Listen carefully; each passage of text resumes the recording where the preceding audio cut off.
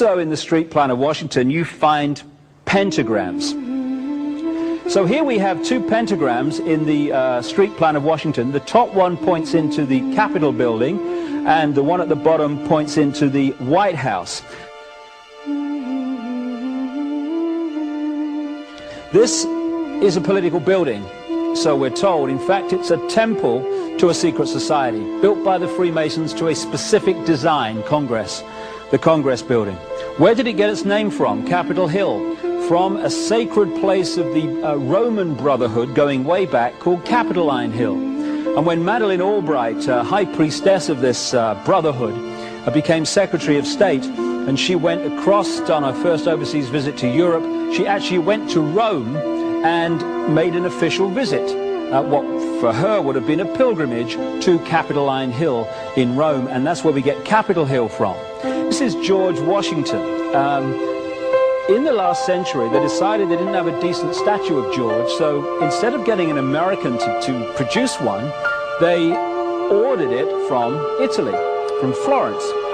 And when it arrived on the dockside, people were staggered, because here was George, the first president of the United States, depicted naked from the waist up with this cloth over his Bill Clinton's, and then pointing up one arm, pointing down the other. What's going on? Unless you realize where these people are coming from, it's inexplicable. Well, if you just hold that in your mind, arm up, arm down, naked from the waist up, and then Bill Clinton's covered in a piece of cloth, well, this is where it's coming from. This is the ancient depiction of the compilation of the negative force symbol that the Templars worshipped, or the high-level Templars worshipped anyway, called Baphomet. And this is why that they depicted George Washington in that way.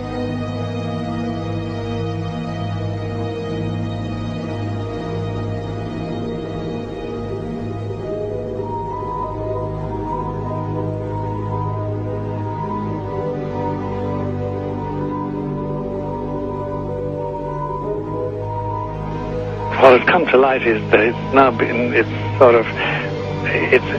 is not so surprising for a lot of people that there are covens amongst the very educated class, architects, doctors, lawyers, priests, brokers, and the leisure class. These are people who have made pacts with the devil.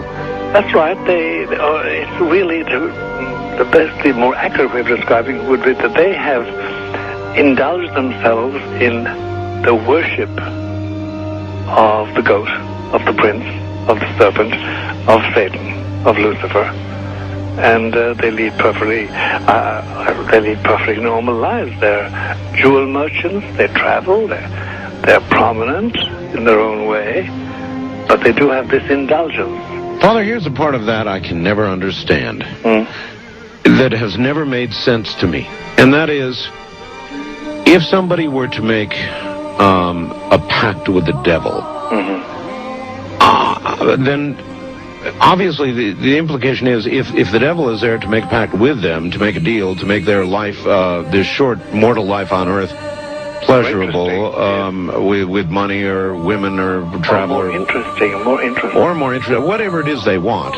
Yes. Then they are aware of the presence of the devil, and they are obviously aware then of the presence of God as well, and they nevertheless make a conscious, stupid, short-term, blind choice to take what they can get in this lifetime. And to embrace one, you must embrace the other. It's not like it's some wishy-washy person. I know you do. It is a very not easy to understand, except when you talk with them, when they let their hair down and peel grapes, as we say, and when they're on their way to being cured of what or healed is the proper word.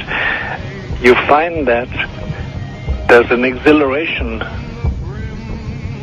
and a satisfaction which is both sensual and sexual and mental when they really indulge in Luciferian worship.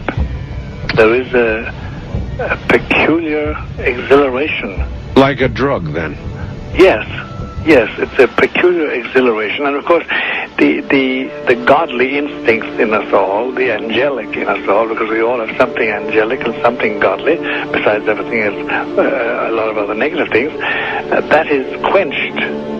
And you find in them a horror of anything, what we call sacred and holy, or sacrosanct, or the idea of the idea of the sacred, of the awesome.